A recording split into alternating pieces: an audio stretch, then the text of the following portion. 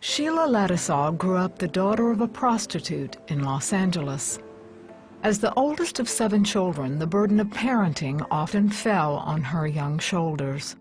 I had no childhood. I remember being on a Saturday and I wanted to go outside and play. I said, well, I'll just put these basket of clothes here and I'll sneak downstairs just for a minute. I'll walk around, get some fresh air and I'll come back upstairs. Well, I don't think I was there for maybe 3 minutes when I heard my mom yell my name and I just felt my heart drop. And well, she didn't take it too well.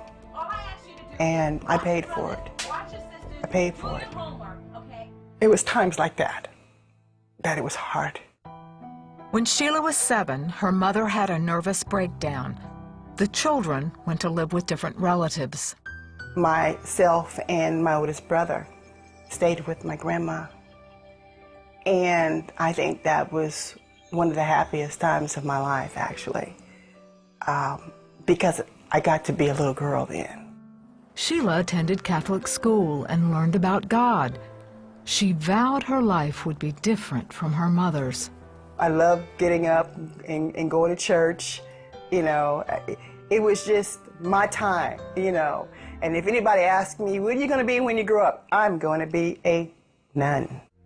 Despite her good intentions, Sheila got pregnant when she was 15. Her mother was not happy. Her first response was, of course you can't keep it. But I told her, I said, I don't want to get rid of it. I went to the young man and spoke to him. And he said, oh no, I want this baby. In fact, he gave me a ring.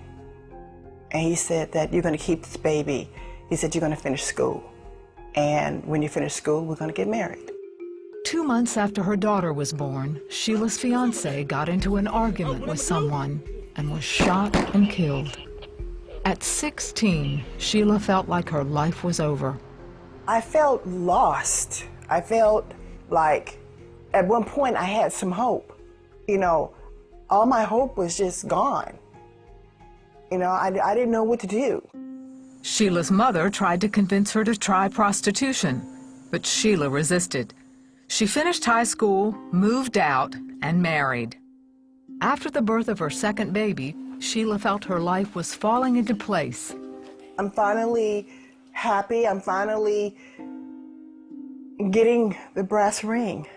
I'm finally at a place where I have some peace. I have someone who loves me. Then one morning, after her husband left for his job, Sheila got a phone call. It was the president of the company. He said, there'd been an accident. So I get to California Hospital, and there he is. I was 21 years old. And I remember I just fell to my knees and I said, not again.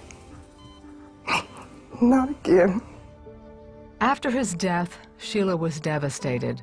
I think at that time, I began a downward spiral because I couldn't understand why it was snatched away. So I went into a state of depression. And I stayed there. I just stayed there. And I didn't know how to get out of it. And I started relying on medications. Sheila went from taking painkillers and smoking pot to using cocaine. During the day, she tried to be a good mom. At night, she prostituted herself for drugs. I was no better than my mother. And it deeply disturbed me because I had become her. One night, Sheila went to a hotel with a customer. After they arrived, she discovered it was a setup, and Sheila was raped by a gang of 15 men. Physically, emotionally, and spiritually, at the end of her rope, Sheila cried out to God. I looked up to God and said, you know what, God? I'm hurting, and I don't want to hurt anymore.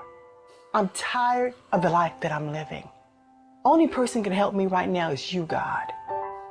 And that was the first time I ever heard God speak to me. And I heard that voice loud, and it was audible. And he said, I'm here. And it's going to be okay. And I'll never forget that. I'll never forget it. And that was the first time in my life I felt secure. Sheila moved in with her grandmother and started going to church. My whole life changed. I joined a church and God spoke to me. When God calls us, we have to heed. Today, she's an ordained minister and happily married to Donald. He's a man after God's heart.